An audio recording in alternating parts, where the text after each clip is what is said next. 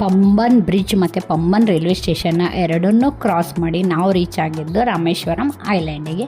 ಇದು last station ಅಂತಲೇ ಹೇಳ್ಬೋದು. ಮುಂದ್ಗಡೆ ಟ್ರೈನ್ ಹೋಗೋಕ್ಕೆ ಪ್ಲೇಸೇ ಇರಲಿಲ್ಲ. ಲಾಸ್ಟ್ ಸ್ಟಾಪ್ ಇದು.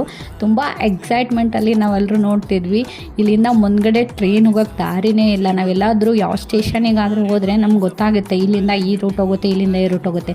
ಬಟ್ ಇಲ್ಲಿಂದ ಬಂದಿರೋ ಟ್ರೈನು ಇಂಜನ್ನ ಚೇಂಜ್ ಮಾಡಿಕೊಂಡು ಮತ್ತೆ ವಾಪಸ್ಸೇ ಹೋಗುತ್ತೆ ಹೊತ್ತು ಮುಂದ್ಗಡೆ ಹೋಗೋಕ್ಕೆ ಎಲ್ಲೂ ದಾರಿನೇ ಇಲ್ಲ.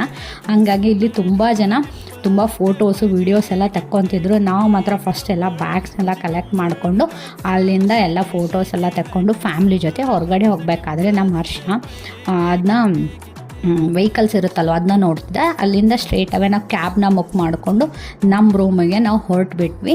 ಯಾಕಂದರೆ ಆಲ್ರೆಡಿ ತುಂಬ ಲೇಟ್ ಆಗಿಬಿಟ್ಟಿತ್ತು. ಸ್ಟೇಷನಿಂದ ನಮ್ಮ ರೂಮಿಗೆ ಹೋಗಬೇಕು ಅಂದರೆ ಏನಿಲ್ಲ ಅಂದರೆ ಒಂದು 5 ಮಿನಿಟ್ಸ್ ಅಷ್ಟೇ ದಾರಿ ಇರೋದು. ನಾವು ಅಂದ್ಕೊಂಡಿದ್ವಿ ಅಲ್ಲಿ ಜಂಗಮವಾಡಿ ಮಠ ಅಂತ ಇರುತ್ತಲ್ವ ಮಠ, ಆ ಮಠಕ್ಕೆ ಹೋಗೋಣ ಅಂಥೇಳಿ. ಬಟ್ ಅಲ್ಲಿ ಯಾಕೋ ನಮ್ಗೆ ಅಷ್ಟು ಸರಿ ಅನಿಸ್ಲಿಲ್ಲ. ನಾವು ಬೇರೆ ಕಡೆ ಶಿಫ್ಟ್ ಆಗಿಬಿಟ್ವಿ. ನೈಟು ಎಲ್ರಿಗೂ ತುಂಬ ಹಶ್ವಾಗ್ತಿತ್ತು ಅಂಥೇಳಿ ವೆಜಿಟೇರಿಯನ್ ಹೋಟೆಲಿಗೆ ಹೋದ್ವಿ. ನಮಗೆ ನಮ್ಮ ರೂಮ್ ಹತ್ರ ತುಂಬ ನಿಯರ್ ಬೈ ಸಿಕ್ಕಿತ್ತು. ಹೊರಗಡೆ ಬಂದು ನೋಡಿದರೆ ನಮಗೆ ರಾಮೇಶ್ವರಂದು ಗೋಪುರ ಏನಿರುತ್ತಲ್ವ ಅದು ಸ್ಟ್ರೇಟ್ ಅವೇ ಕಾಣಿಸ್ತಾ ಇತ್ತು ರೋಡ್ ಸೈಡೆ.